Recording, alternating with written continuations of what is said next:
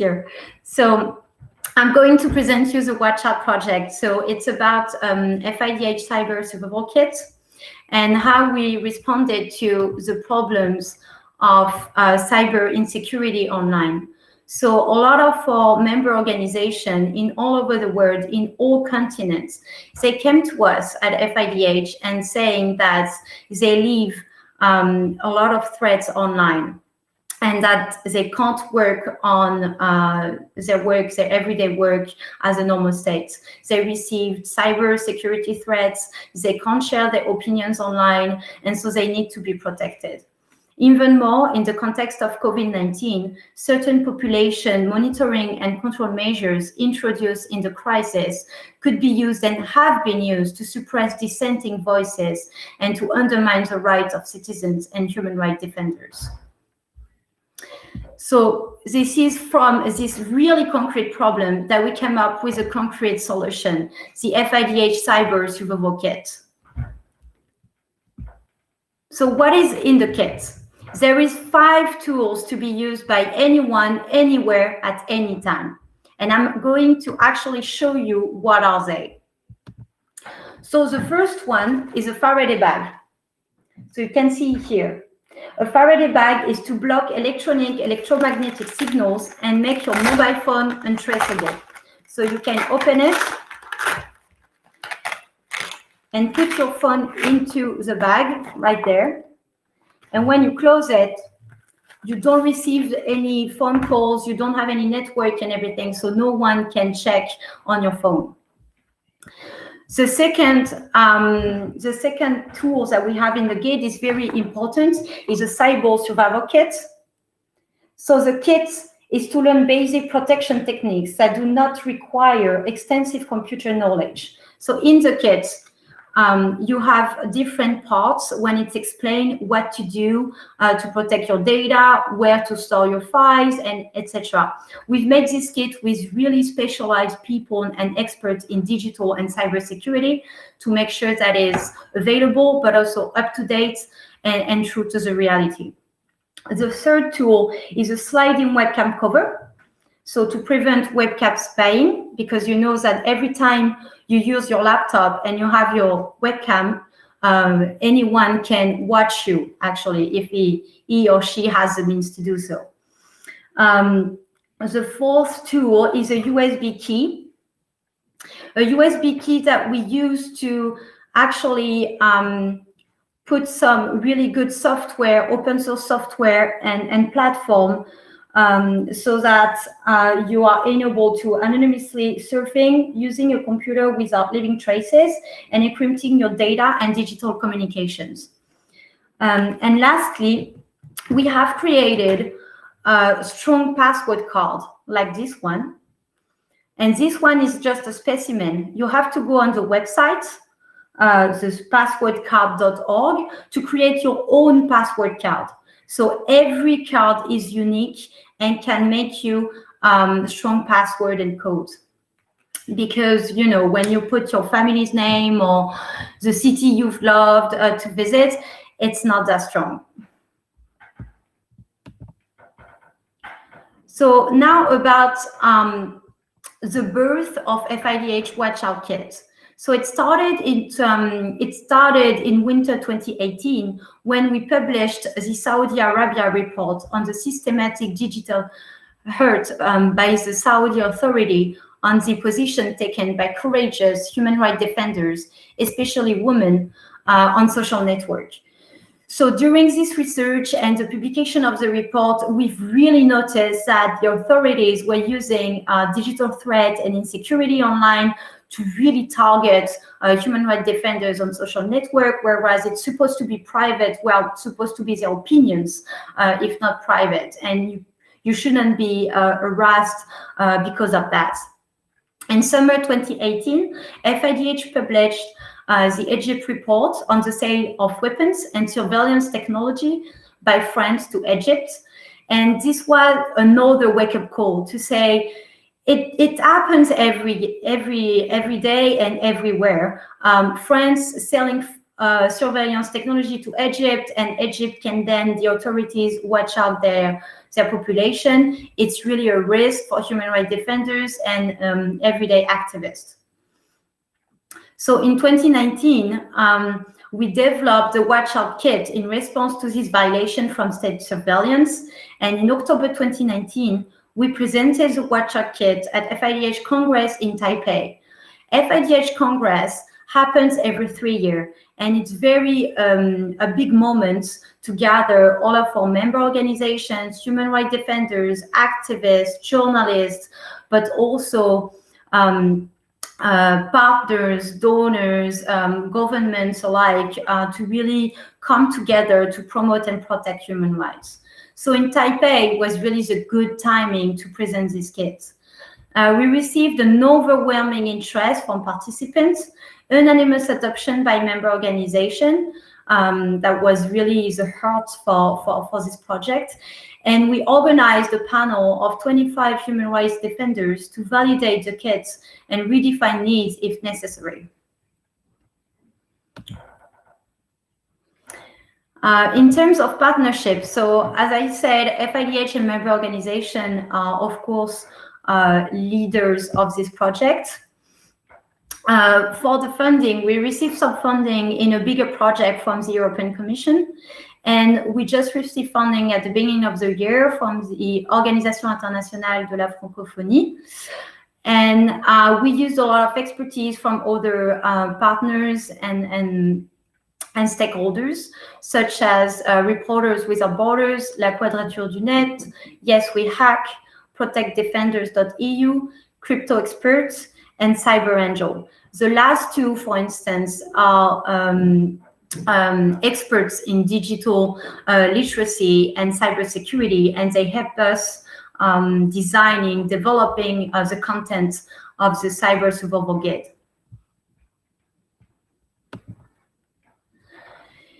So now we can say that the FIDH Watch Out Kit, it has been used for a year, and we can talk about early use, early results of this kit.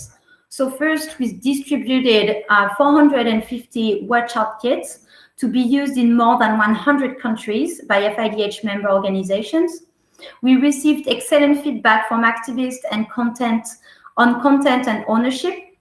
For instance, we received really interesting feedback from our member organization in the Middle East, who told us that the logo on the Faraday bags that you can see here is a bit too visible, and that we should design the kit in a manner that is more discreet, because with this logo, anyone can question what is this in the bag.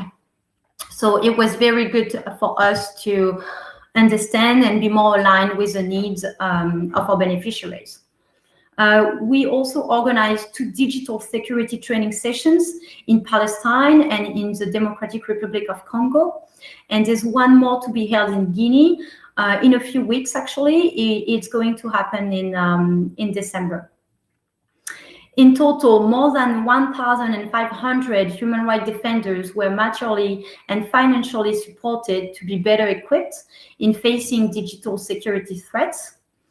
And the guide was translated in English, Spanish, and Arabic. And we're now thinking about translating it in more languages and in some dialects as well for the Middle East, for instance, and in North Africa. As a way forward, we really noticed that COVID-19 has highlighted the urgent and critical need to protect ourselves online. Indeed, the unprecedented increase of remote working has made us even more vulnerable to digital threats and personal data surveillance. Whereas fake news have boomed, as we've seen during this forum, as a lot of pitches and debate were about fake news. And fake news ignores the security system of social network platforms and other so-called company states. From human rights defenders to all citizens, FIDH aims at denouncing and fighting digital insecurity as a human rights violation. So in terms of going this way, we've developed 5 development axes. So the first one is about financial sustainability. So we have different views on that. And we think, for instance, about selling goods and kits to other NGOs, to the private sector, to individuals, because we think that is really of use for everyone, anyone. Also, we count on an increased support from institutional donors. They have been our first financial basis, and we think we can still count on them to redesign and develop the kit. And new support from the private sector is also a development axe, as we see a real interest for them. In terms of activities, we are planning on doing more training on digital protection for human rights defenders, but also citizens in the future. Production of improved and new tools to remain on track with digital trends and innovation. And also, we want to investigate on data protection and censorship policies on social media. Because at FIDH, we have a lot of trouble when we post online on social media. We received a lot of censorship from the platform, and we think it's not normal to receive censorship when we denounce human rights violations, for instance. So these activities are linked with our advocacy components to target governments and institutions, especially the European Union, for more regulation of GAFAM companies over data protection and censorship policies on social media. We really think that the European Union has a great role to play in that. In terms of communication, we plan on sharing massively FIDH Watch Out kits with activists and citizens alike for more awareness raising. In terms of partnership, we want to create alliances with other like-minded organizations to build a worldwide digital rights initiative. So don't hesitate to come and talk to me on the live chat in the platform. I will be there this afternoon. I will be there tomorrow if you want to be part of this type of alliances. So thank you very much for attending this presentation. I'm sorry for the technical issue in the beginning. I think that's just the challenge of a full digital forum this year. I hope you enjoyed the presentation, and don't hesitate if you have any question. We still have a bit more than 10 minutes left, so I'd be happy to respond to any question you have.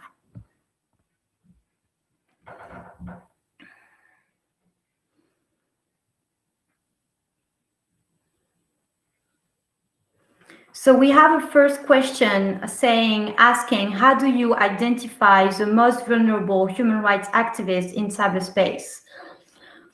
So we can't really differentiate human rights activists to another, but we've noticed there's a lot of threats in some countries, but also on some topic.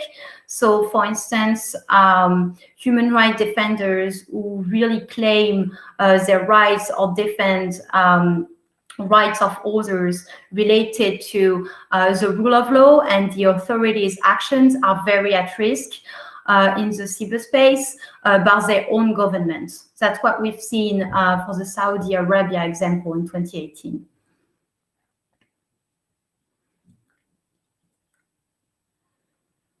So can you tell us more about FIDH and its network? Who are those human rights defenders this kit is useful to?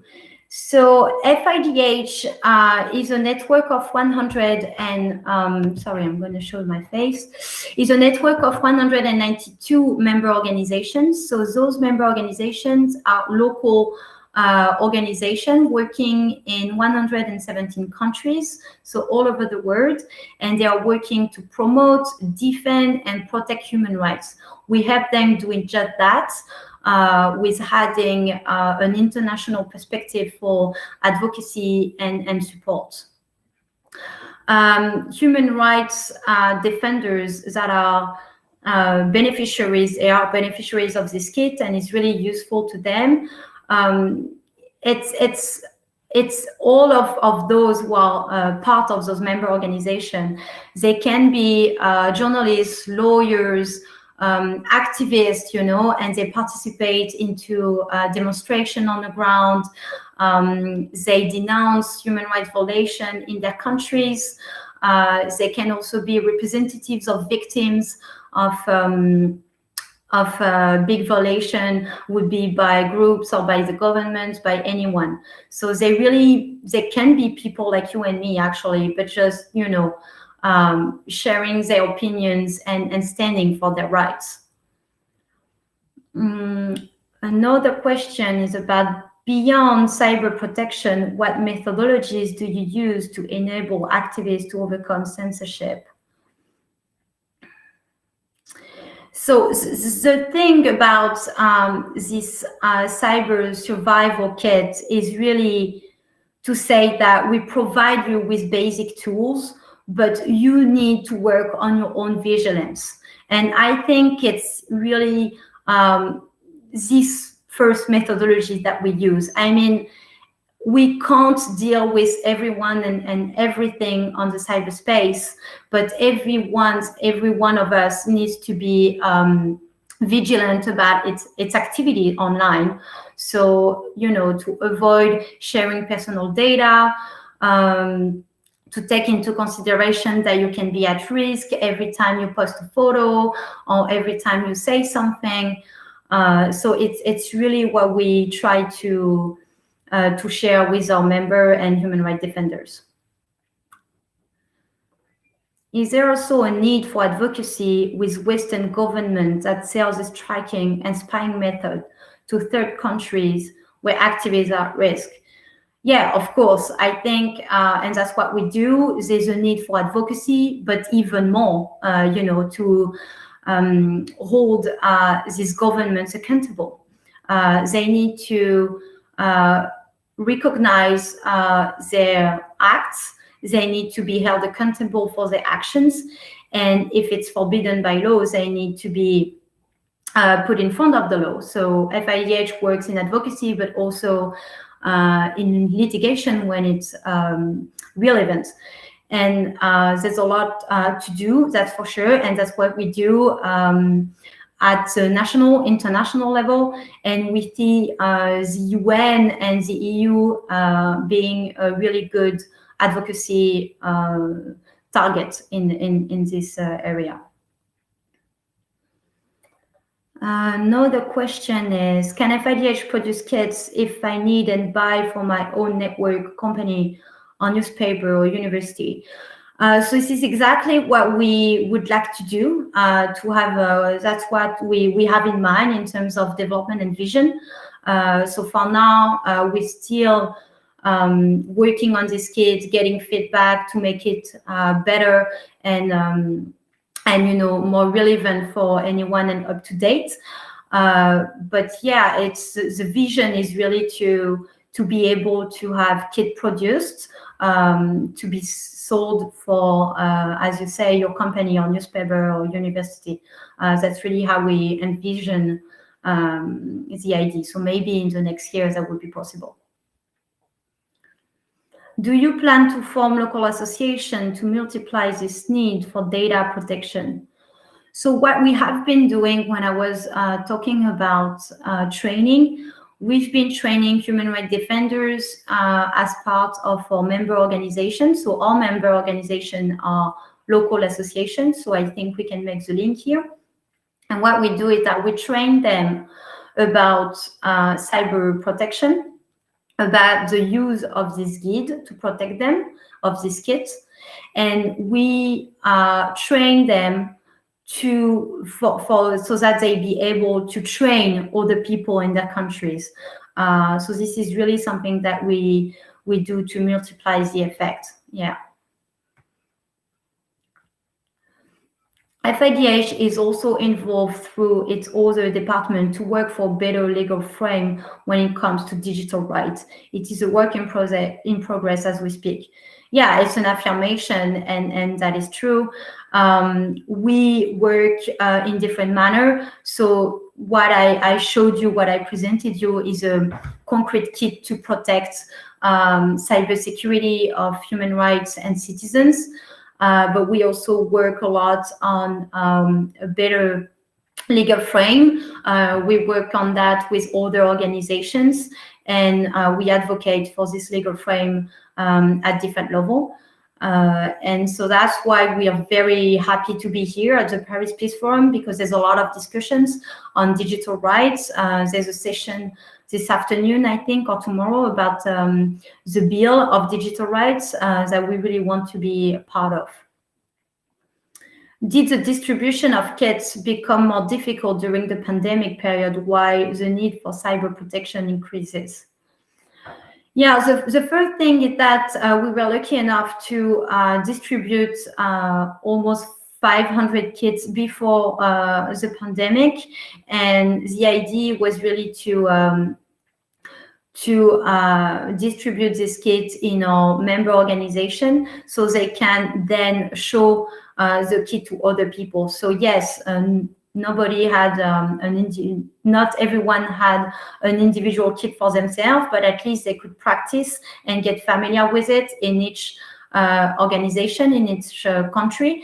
And also there's a lot of things that you can do online. So for instance, the password card that you can create online, the software you have in the USB key, you can find them also open source online. So we really count on that to spread the word. And now what we're going to do, for instance, for the training to happen in Guinea in December, we're sending the kits by mail, but we're going to have the training session online with a local trainer. So it's a challenge, but we see a lot of things that we could do still. So I don't see any more questions, but thank you so much for all of those questions. I'm very, very happy to be here once again at the Paris Peace Forum. I think it's a great place to share ideas and be able to collaborate together. So don't hesitate to follow FIDH on Twitter, Facebook, LinkedIn, or even subscribing to our mailing list from our website. And please don't hesitate to reach out to me on the Paris Peace Forum platform if you want to discuss and continue these discussions. Thanks a lot.